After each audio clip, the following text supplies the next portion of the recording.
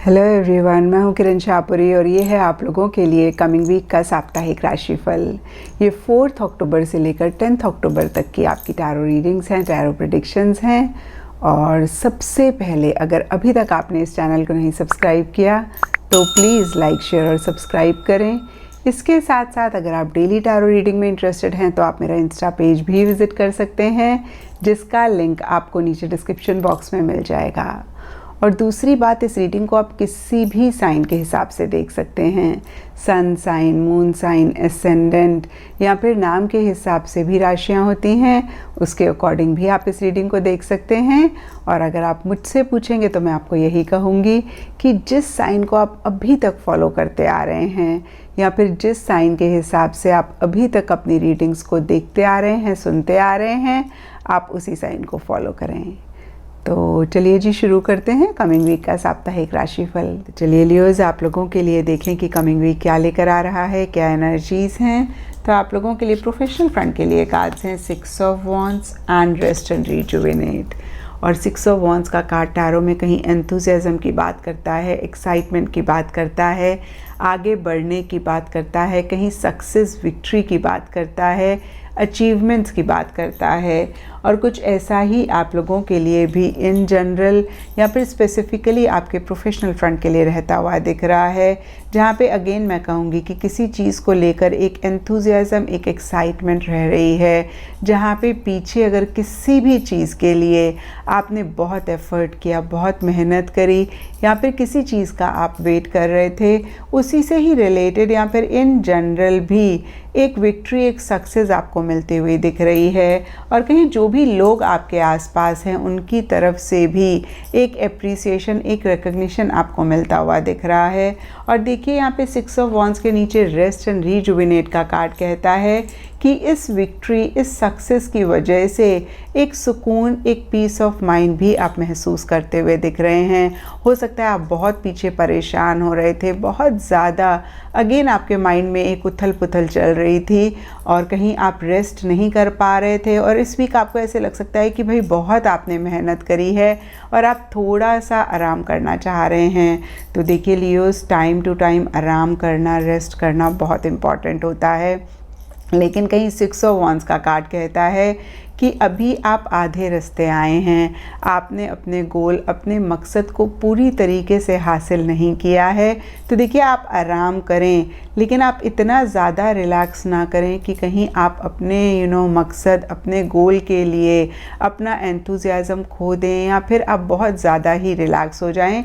तो देखिए इस चीज़ का आप ख्याल रखें। अदरवाइज़ इन जनरल के लिए इस वीक की एनर्जीज़ काफ़ी अच्छी दिख रही हैं। एंड पर्सनल फ्रंट के लिए आप लोगों के लिए कार्ड्स हैं 6 of pentacles and foundation and achievements. तो देखिए 6 ऑफ पेंटिकल्स का कार्ड कहीं गिविंग एंड रिसीविंग वाली एनर्जीज़ की बात करता है, या मैं कह सकती हूँ कि एक गिव एंड टेक की बात करता है। और ये जनरल रीडिंग है तो यहाँ पे सबके लिए ये गिव एंड टेक डिफ़र कर सकता है। इस कार्ड का मतलब होता है कि अगर आपको किसी भी चीज़ की ज़रूरत है वो आपको मिल रही है, या फिर अगर आपके लव्ड वंस को किसी चीज़ की ज़रूरत है तो वो आप दे रहे हैं। अगेन देखिए यहाँ पे सब के लिए डिफ़र कर सकता है। कुछ लोगों के लिए टैंजिबल चीज़ें हो सकती हैं, मटेरियलिस्टिक चीज़ें हो सकती हैं, या फिर मैं कहूँगी मनी फाइनेंसेस हो सकते हैं। या तो आप बोरो कर रहे हैं या फिर आप अगेन मैं कहूँगी किसी अपने लव्ड वन को दे रहे हैं। कुछ लोगों के लिए हेल्प हो सकता है, सपोर्ट हो सकता है, लव हो सकता है, रिस्पेक्ट हो सकता है। या तो आप किसी को दे रहे हैं या फिर आपको मिल रहा है। तो देखिए अगेन नटशेल में ये कार्ड गिविंग एंड रिसीविंग की बात करता है। और कहीं ये कार्ड कहता है कि इन गिविंग एंड रिसीविंग वाली एनर्जीज़ में ही एक बैलेंस रखना बहुत इम्पॉर्टेंट है। तो देखिए लियोज़, होता क्या है ना, जब भी इन गिविंग एंड रिसीविंग वाली एनर्जीज़ में डिसबैलेंस आता है तभी हमारी लाइफ में इश्यूज़ होते हैं, तभी हमारी लाइफ में मसले भी होते हैं। जब हम ज़रूरत से ज़्यादा किसी चीज़ को देते हैं या फिर ज़रूरत से ज़्यादा किसी चीज़ को लेते हैं, तभी अगेन एक मसले, एक इश्यूज़ हमारी लाइफ में आते हैं। तभी कहीं चीज़ें भी कॉम्प्लिकेट होती हैं। और स्पेशली रिलेशनशिप्स में ऐसा बहुत होता है। और अगर ऐसा भी आपकी लाइफ में हो रहा हो तो ज़रूर इस चीज़ को चेक करके करेक्ट करें। आप जो भी करें बहुत ही वाइजली करें, बहुत ही सोच समझ के करें। या मैं कह सकती हूँ कि जो भी आप ले रहे हैं या दे रहे हैं, आप वाइजली लें, वाइजली दें।